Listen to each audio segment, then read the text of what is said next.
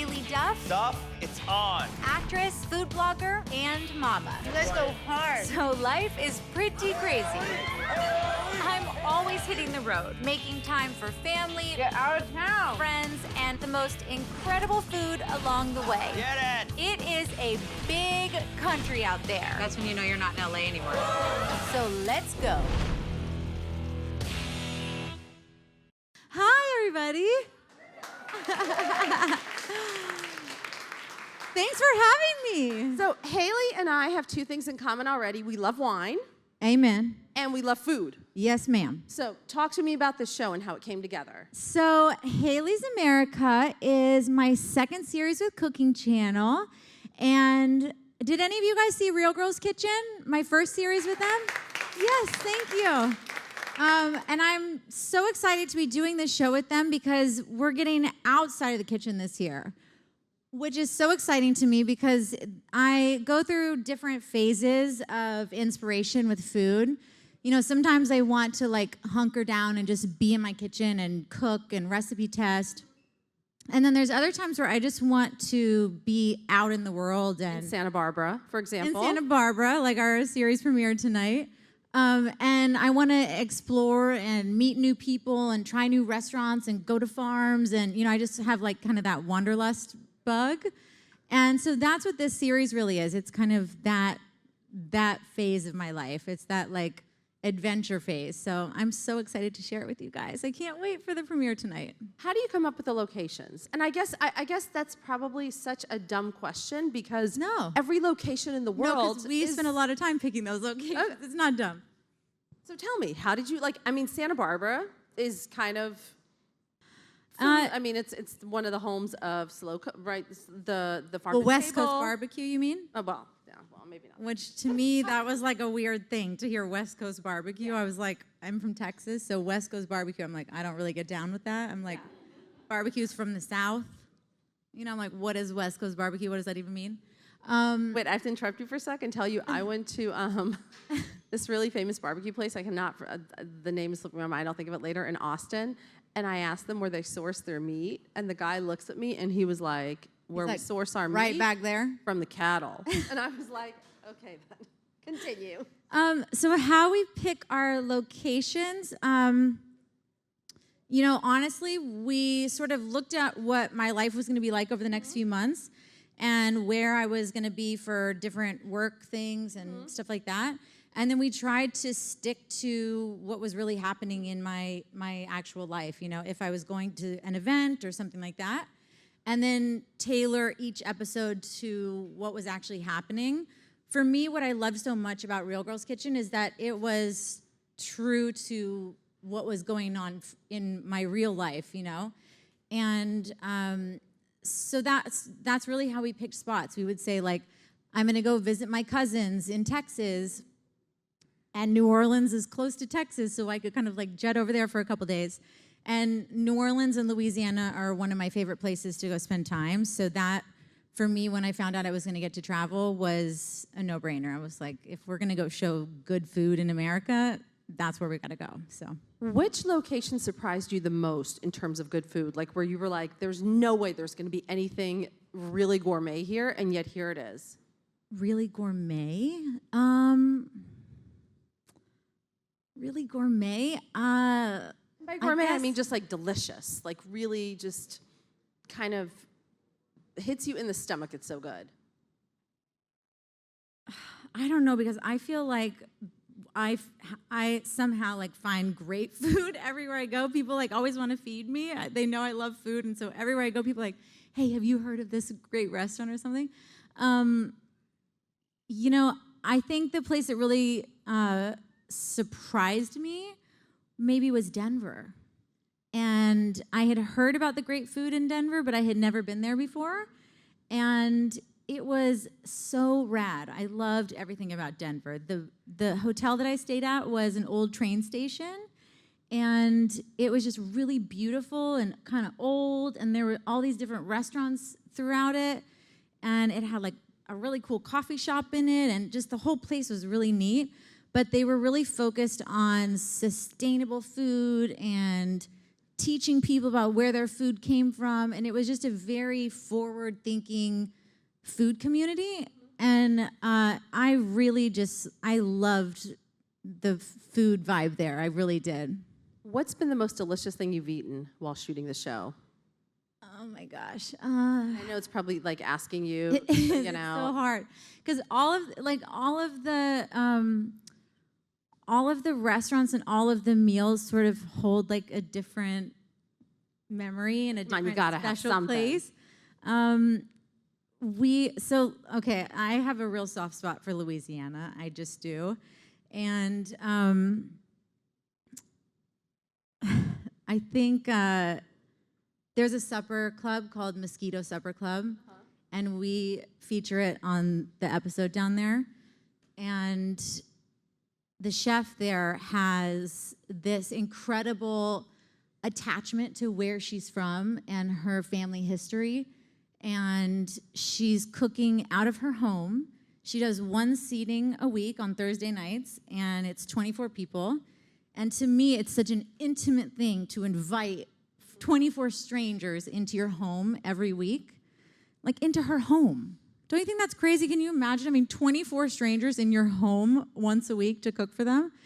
And Still trying to like kind of process. that's that. crazy, right? Yeah, that's pretty. And they can sign up online for it, so it could be whoever, you know?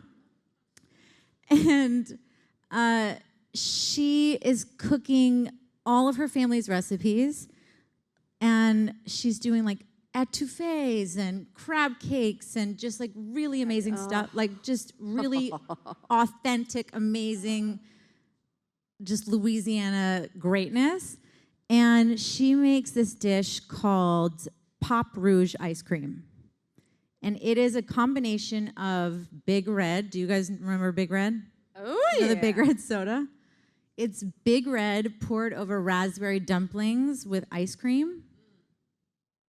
I heard a like literally, it is the best thing I've ever eaten in my life. And the story behind it was that she grew up eating this at one house, and next door they made this, and as a kid they kind of like mashed them all together in a bowl. And I think that was probably like the best thing I ate down there and during the filming of this series. But I loved it because there was such an attachment to it, and the story behind it and the heart behind it, you know? Take me And I back. wish I could make it every day of my life. Yeah, I was about to say, I'm like, where are I the wish you ingredients? all Let's could do eat a it bowl right of it now. right now. Take me back a little bit. Where did your love affair with food start? I think just growing up in Texas, and my family cooked a lot. My dad is like amazing at the barbecue pit, and my grandmother cooked. My mom cooked. So I grew up in a very like foodie house.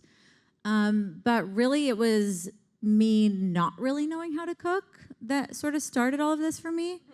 My first postings on Real Girls Kitchen when I first started my blog were sort of my mistakes in the kitchen for the most part, and it all kind of grew from there. But I think really just watching my parents love to cook was the example set for me that kind of made me realize that food is the thing that brings so many people together, you know?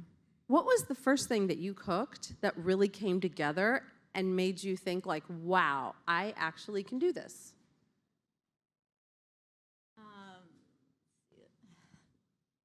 That made me think I could do this like as a job, or that made me think I that could you have cook. that you have a knack for it. Because sometimes I still can't believe that this is my job. Is that Yeah, funny? you have a pretty rad job. Sometimes I'm like, this is so. I look around and I have to like pinch myself. Sometimes I'm like, Yeah. oh my gosh, I can't believe this is You like. get paid to travel It's really crazy. the world and taste the best food out there. I mean, That- I'm sorry your life sucks. It's like weird, right? Yeah.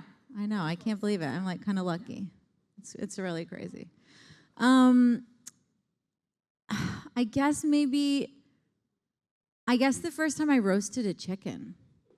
I think You're that so was my right. breakthrough. That was, Nigella like, my Lawson breakthrough. wrote in one of her cookbooks that the Really? sign of a good chef, like the sign that you know what you're doing, Is when you can roast a chicken, then you can do anything. There you go. Well, if she says it, she knows what's up.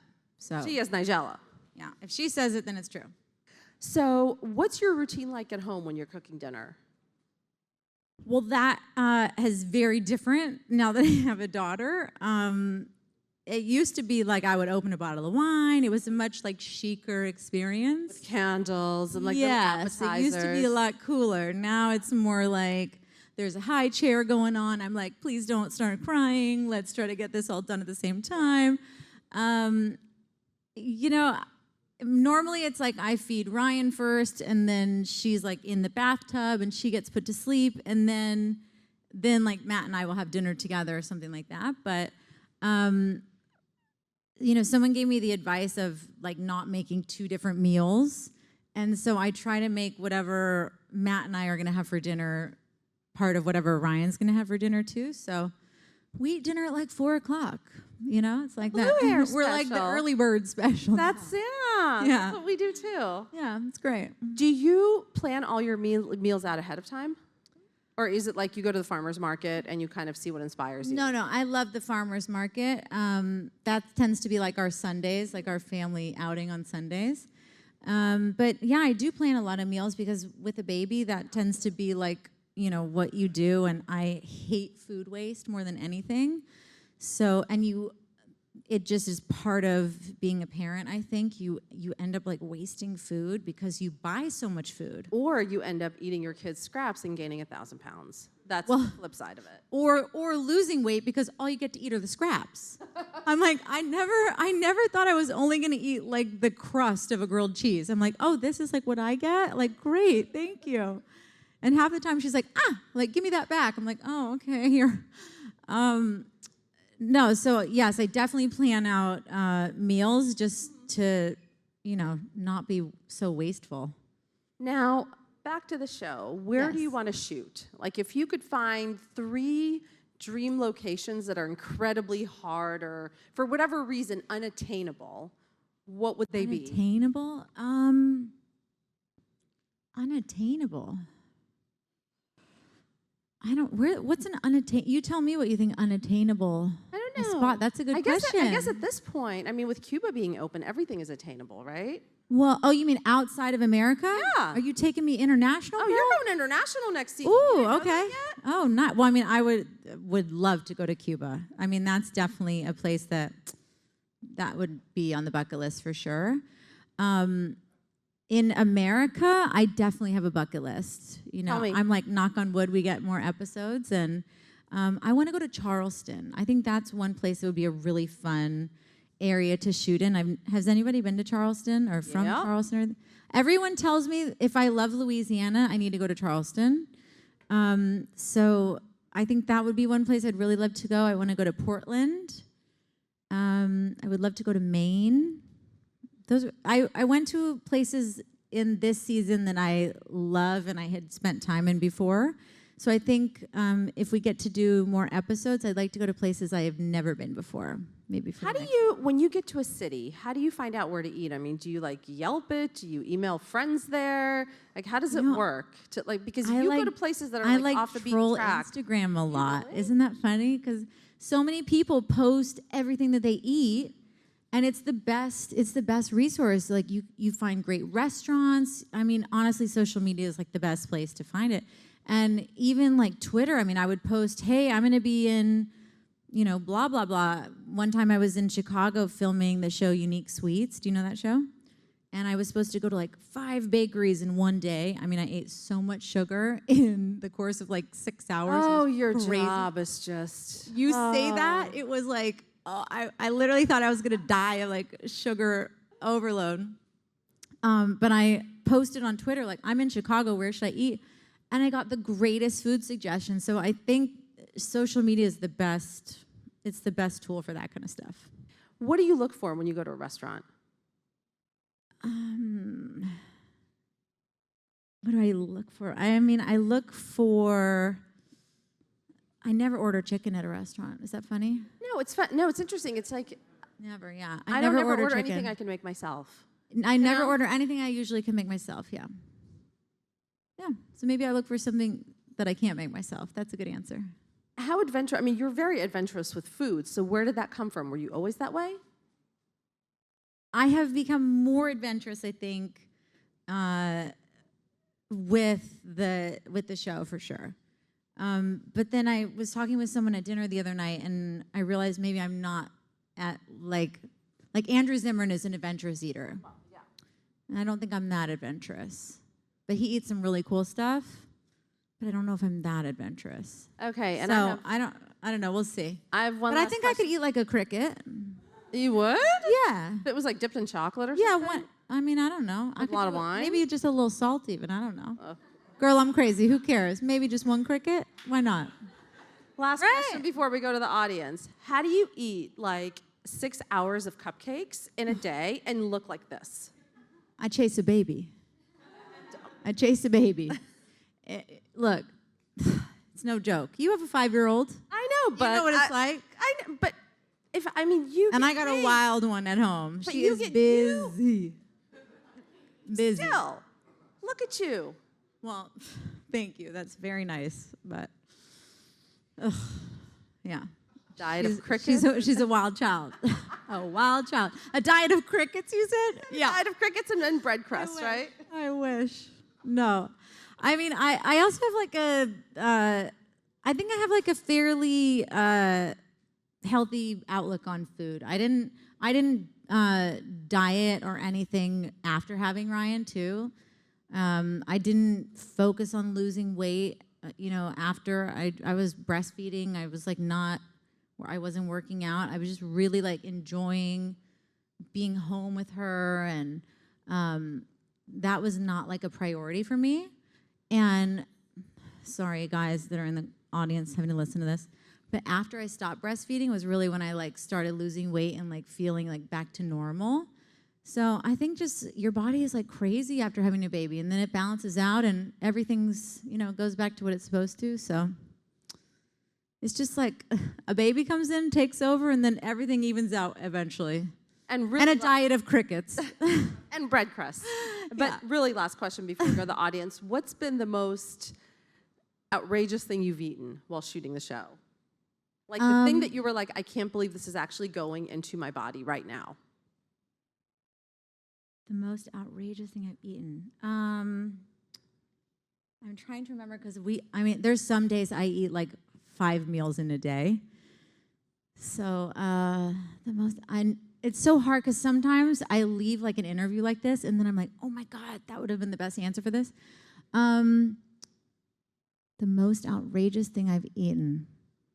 Maybe in our cheat day episode today. I mean, I ate so much food on this episode. It's crazy. We had these waffle sandwiches. What? Well, you guys will see them tonight.